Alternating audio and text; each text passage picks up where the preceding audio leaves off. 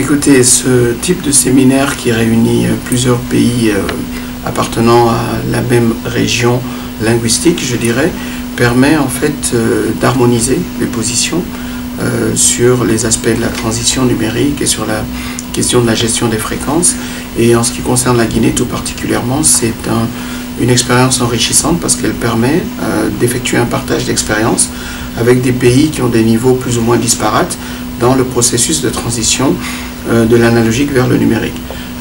Il est vrai que la Guinée a pris beaucoup de retard, donc il est important pour nous de venir écouter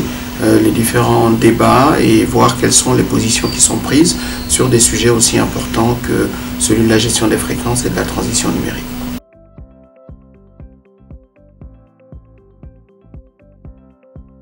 Et la question de l'extinction du signal analogique. Parce que la Guinée étant à la traîne, malheureusement pour des questions diverses,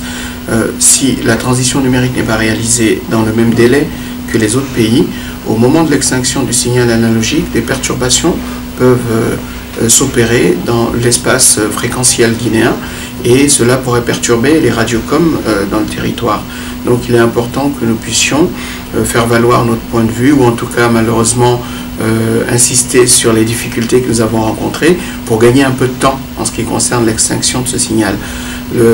La deuxième question stratégique est liée au financement du processus parce qu'en réalité des pays comme le nôtre n'ont pas les moyens matériels de financer entièrement le processus de transition et donc nous avons fait appel à un bailleur étranger et malheureusement eu égard à la nature de ce